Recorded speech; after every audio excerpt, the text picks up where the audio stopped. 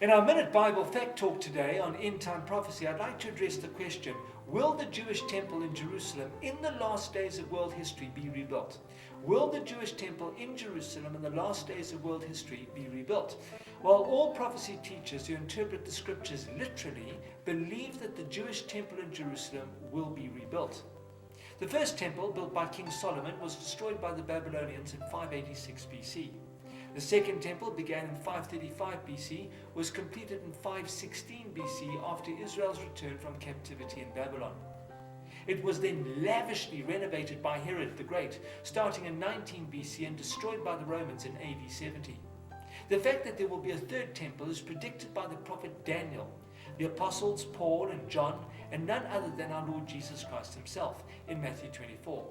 They all taught that Israel's third temple would be rebuilt, either before the tribulation or soon after, we're not sure, for it is seen in complete operation by the middle of the tribulation, when it will be desecrated by the Antichrist, the beast, the 666, the Man of Lawlessness, who will walk into the temple and proclaim himself at that point God, 2 Thessalonians 2:4. Now obviously, since Israel at this point does not have a temple, the third temple must be rebuilt for such an event to occur. In what we call the Olivet Discourse, our Lord Jesus in Matthew 24:15 said, "So when you see standing in the holy place," that's the temple, "the abomination that causes desolation," that's the Antichrist, spoken of through the prophet Daniel. Holy place, temple. Now our Lord had in mind there the passage in Daniel 9:27, where it is written of the Antichrist, "He," that's the Antichrist, "will confirm a covenant with many for 1/7. That's a 7-year period or 7-year tribulation, a 7-year time of peace for Israel. In the middle of that 7 years, that's 3.5 years, he will put an end to sacrifice and offering, and he will set up an abomination that causes desolation on a wing of the temple until the end that is decreed is poured out on him." And then in Daniel 11:31, it further states on this, his armed forces, that's the Antichrist, will rise up to what? Desecrate the temple fortress and will abolish the daily sacrifice. Then they will set up the abomination that causes desolation. The Apostle Paul said it this way in 2 Thessalonians 2:3 and 4.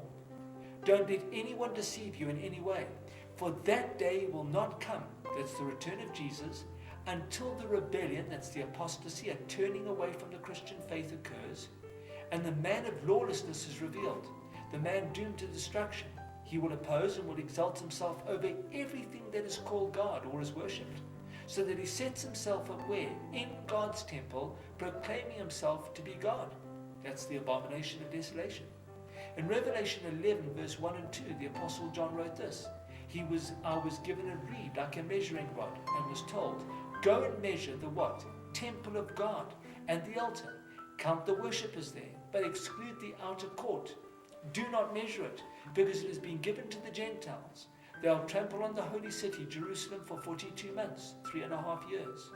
And so our Lord and Daniel and John speak of the temple being desecrated 3.5 years into a 7-year period, where the Antichrist commits the ultimate blasphemy by appearing in the temple and declaring himself God.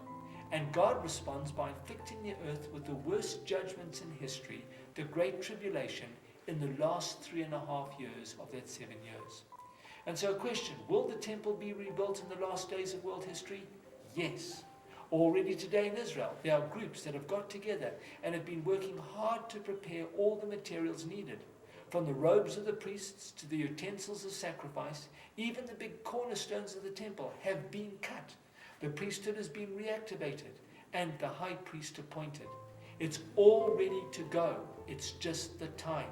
Be prepared. May God bless you.